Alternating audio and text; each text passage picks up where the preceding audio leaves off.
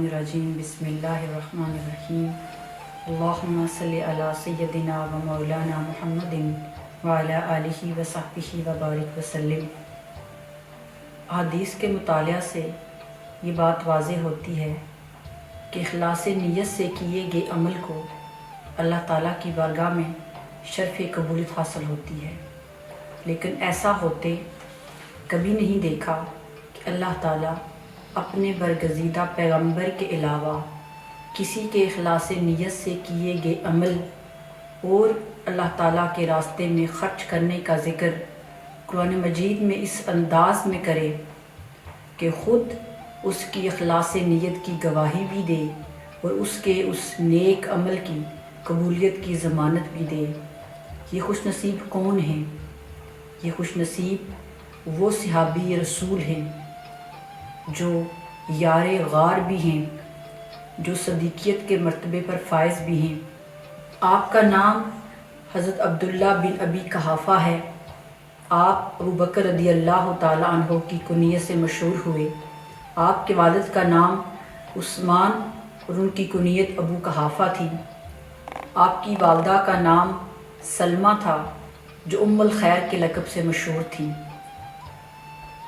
جب حضور علیہ السلام نے نبوت کا اعلان کیا تو مردوں میں سب سے پہلے سیدنا صدیق اکبر رضی اللہ تعالیٰ عنہ نے اسلام قبول کیا۔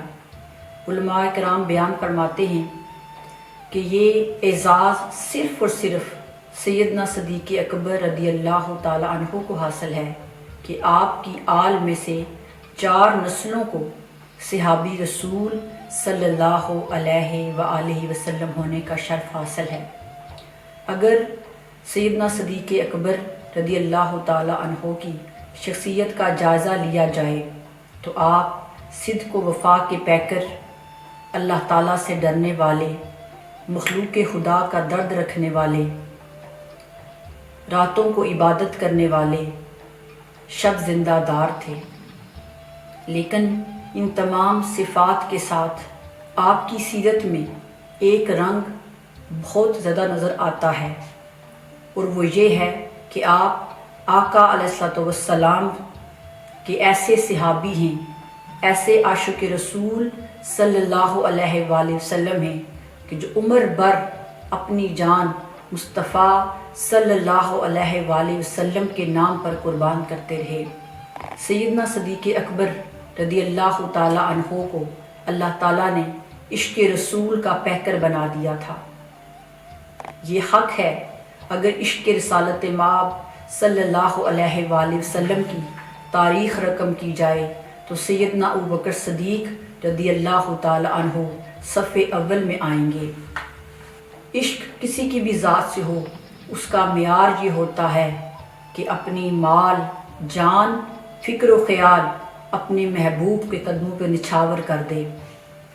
اور سیدنا صدیق اکبر رضی اللہ تعالیٰ عنہ کے بارے میں بلا خوف و تردید یہ کہہ گزرتے ہیں، عشق و محبت کے جس معیار پر، جس پیمانے پر پرکھا جائے، سیدنا صدیق اکبر صف اول میں کھڑے نظر آئیں گے۔ آپ کی حضور علیہ السلام سے محبت کا اندازہ اس حدیث مبارکہ سے ہوتا ہے جسے امام العباس نے اپنی کتاب شرح الحکم میں روایت کیا ہے۔ ایک صحابی حضرت جابر نے اپنے گھر میں تاجدار مدینہ صلی اللہ علیہ وآلہ وسلم کی دعوت کی۔ خلفائے راشدین کے علاوہ دیگر صحابہ کرام بھی موجود تھے۔ کھانا کھانے کے بعد جب گفتگو شروع ہوئی تو صحابہ کرام حضور علیہ السلام کی ادب، ان کی اطاعت اور ان کی محبت پر باتیں کرنے لگے تو سیدنا صدیق اکبر رضی اللہ تعالیٰ عنہ نے آقا علیہ السلام کی بارگاہ میں عرض کی، یا رسول اللہ صلی اللہ علیہ وآلہ وسلم، مجھے اپنی ساری زندگی اور ساری دنیا میں 3 چیزوں سے بہت محبت ہے۔ یا رسول اللہ صلی اللہ علیہ وسلم، کہ آپ حکم فرمائیں میں اپنے مال کا ایک ایک درم، ایک ایک پیسہ، ایک ایک پائی میں آپ کے حکم پہ نچھاور کر دوں۔ یا رسول اللہ صلی اللہ علیہ وسلم، مجھے اس بات سے محبت ہے کہ آپ کا چہرہ انور ہو اور ابو بکر بغیر کسی رکاوٹ کے ہر وقت آپ کا چہرہ تکتا رہے۔ یا رسول اللہ، مجھے اس بات سے بھی محبت ہے کہ میں صبح و شام کثرت کے ساتھ آپ پر درود پاک پڑھتا رہوں۔ یہ سن کر آقا مسکرا دیے۔ اور امام حلبی رحمۃ اللہ علیہ نے سیدنا صدیق اکبر کی محبت کا ایک واقعہ بیان کیا ہے۔ حضور علیہ الصلوۃ والسلام کے نبوت کا پہلا سال تھا۔ بہت کم لوگ دائرہ اسلام میں داخل ہوئے تھے۔ آقا علیہ الصلوۃ والسلام ان مسلمانوں کو لے کر دار ارقم میں چھپ چھپ کر عبادت کیا کرتے تھے۔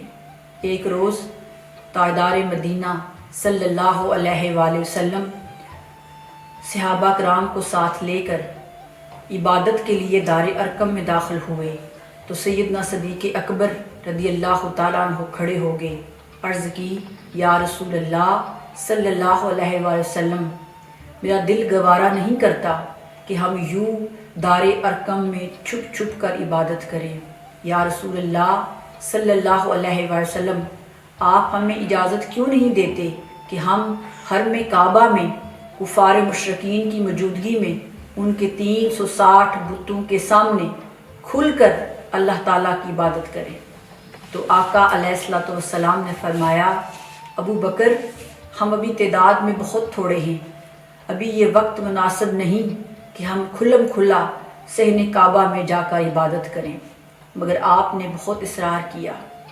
آپ کے اصرار کرنے پر آقا علیہ الصلوۃ والسلام صحن کعبہ میں عبادت کرنے پر رضامند ہو گئے۔ آقا علیہ السلام صحابہ کرام کو لے کر حرم کعبہ میں پہنچے۔ وہاں مشرکین مکہ بھی موجود تھے۔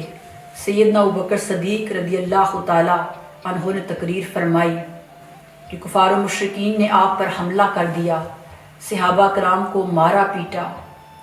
عتبہ بن ربی نے اپنے تسمے والے جوتوں سے آپ کے چہرے پر مارا، آپ کو اتنا مارا کہ آپ کا سارا جسم لہو لہان ہو گیا، آپ وہیں بے ہوش ہو کر گر گئے۔ آپ کے قبیلے بنو تمیم کے لوگ آپ کو مردہ سمجھ کر اٹھا کر گھر لے گئے اور انہوں نے قسم اٹھائی، اگر واقعی ابوبکر صدیق رضی اللہ تعالیٰ عنہ انتقال کر گئے ہیں تو ہم عتبہ بن ربی سے بدلہ لیں گے۔ آپ کے والدین بھی آپ کے پاس موجود تھے اور غصے کا اظہار کر رہے تھے۔ دن گزر گیا، آپ بے ہوش رہے۔ شام کے وقت آپ کو ہوش آیا۔ آپ نے آہستہ آہستہ اپنی آنکھیں کھولنا شروع کی اور آپ نے جب گفتگو کی تو کسی کو سمجھ نہیں آ رہی تھی۔ جب کان قریب کیے گئے تو آپ فرما رہے تھے، ارے لوگو، یہ تو بتاؤ کہ میرے آقا صلی اللہ علیہ وسلم کا کیا حال ہے، وہ کیسے ہیں؟ یہ سننا تھا کہ آپ کی فیملی کے لوگ جو مسلمان نہیں ہوئے تھے وہ غصہ ہو گئے، کہنے لگے، ابو بکر، ہم 2 دن سے تمہاری خاطر یہاں پریشان بیٹھے ہیں اور تم ابھی بھی انہی کی باتیں کر رہے ہو جن کی وجہ سے اس حال کو پہنچے ہو۔ لیکن آپ نے ان کی کوئی بات نہ سنی۔ آپ اصرار کرتے رہے کہ مجھے بتاؤ کہ میرے آقا کیسے ہیں۔ تو آپ کی والدہ حضرت ام الخیر، انہوں نے کہا، بیٹا، میں تجھے تیرے محمد صلی اللہ علیہ وسلم کے بارے میں کیسے بتاؤں، میں تو خود بھی ان سے واقف نہیں ہوں۔ تو آپ نے کہا، ام جمیل جو سیدنا عمر فاروق رضی اللہ تعالیٰ عنہ کی بہن تھی، وہ اسلام لا چکی تھی لیکن انہوں نے اپنے اسلام کو ظاہر نہیں کیا تھا، ان کے پاس جائیے اور جا کر ان سے پوچھیں۔ تو آپ کی والدہ ام جمیل کے پاس گئیں اور جا کر سارا واقعہ بیان کیا۔ ام جمیل جانتی تھی کہ سیدنا ابوبکر صدیق رضی اللہ تعالیٰ عنہ کی والدہ مسلمان نہیں ہیں، اس لیے راز کو ظاہر نہ کیا اور کہنے لگی، نہ تو میں محمد مصطفیٰ صلی اللہ علیہ وسلم کو جانتی ہوں اور نہ ہی تیرے بیٹے ابوبکر کو، مجھے کیا معلوم کہ وہ کس حال میں ہیں۔ اور پھر کہا، ہاں، اگر آپ مجھے اپنے بیٹے کے پاس لے چلیں تو ہو سکتا ہے کہ صورتحال کے بارے میں کچھ جائزہ لے سکوں۔ تو آپ کی والدہ ام جمیل کو لے کر सैयदना सदीक़ अकबर के पास आईं। जो ही सैयदना सदीक़ अकबर रज़ी अल्लाह ताला अन्हो ने उम्मे जमील को देखा तो पूछा, उम्मे जमील बताओ मेरे आका सल्लल्लाहु अलैहि वसल्लम कैसे हैं। तो चूँकि आपकी वालदा मौजूद थी, उम्मे जमील ने कहा कि मैं ये राज कैसे ज़ाहिर करूं। तो आपने कहा कि मेरी वालदा मेरे राज की हिफाजत करेंगी। तब उम्मे जमील ने कहा कि अबू बकर परेशान न हूँ, हमारे आका सल्लल्लाहु अलैहि वसल्लम खैरियत के साथ हैं और दारे अरकम में महफूज हैं। ये सुनना था कि जोशे जज्बात में खुशी में खड़े हो गए और कहा, खुदा की इज्जत की कसम, मुझे मरना कबूल है, लेकिन जब तक मैं अपनी आँखों से अपने मुस्तफ़ा सल्लल्लाहु अलैहि वसल्लम का चेहरा ना देख लूँ, उस वक़्त एक घूंट ना पानी का पीऊँगा और ना ही एक निवाला खाना खाऊँगा। आपके इसरार पर आपकी फैमिली और वालदा ने कंधों का सहारा देकर आपको उठाया। हालत ये थी कि आपकी टांगें लड़खड़ा रही थी, जिस्म जख्मी था। दूसरों के कंधों का सहारा लेकर आप दारे अरकम पहुँचे।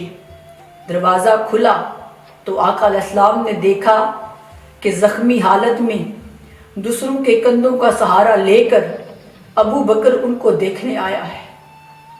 जब आका अलैहिस्सलाम की निगाहें सैयदना अबू बकर सदीक पर पड़ी तो आपके आंसू निकल गए। आपने बढ़कर सैयदना सदीक अकबर को गले लगाया, आपके चेहरे को चूमा। तो हाज़रीन इस महफिल, ये सैयदना सदीक अकबर हैं कि जिन्होंने हमेशा आका अलैहिस्सलाम पर अपनी जान निछावर की, अपना माल निछावर किया। और यही इश्क हमें भी राह दिखाता है कि हम भी अपने सीने मोहब्बत मुस्तफ़ा सल्लल्लाहु अलैहि वसल्लम से रोशन करें। आइए फितनों के इस मादी दौर में सीरत सैयदना सदीक़ अकबर रज़ी अल्लाह ताला अन्हो को से रोशनी पाते हुए हम भी अपने सीने इश्क मुस्तफ़ा, अदब मुस्तफ़ा और अतात मुस्तफ़ा से रोशन करें। इसी में सुकून है, इसी में नजात है। वमा अलैना इल्लल बलागुल मुबीन। कोरोना वायरस कोविड-19 की मौजूदा क्रिटिकल सिचुएशन से आप सब बखूबी आगाह हैं। मुश्किल की इस घड़ी में दुखी, लाचार और बेबस लोग हमारी मदद के मुंतज़िर हैं। मिनहाज वेलफेयर फाउंडेशन नॉर्वे दिन रात दुखी इंसानियत की खिदमत में मसरूफ़ है। आइए मुश्किल की इस घड़ी में अपने ज़कात, सदकात मिनहाज वेलफेयर फाउंडेशन के फूड बैंक में जमा करवाएं। आइए नेकियों के एक सफ़र में हमारा साथ दीजिए ताकि हकदारों तक उनका हिस्सा पहुँचे। बहुत शुक्रिया।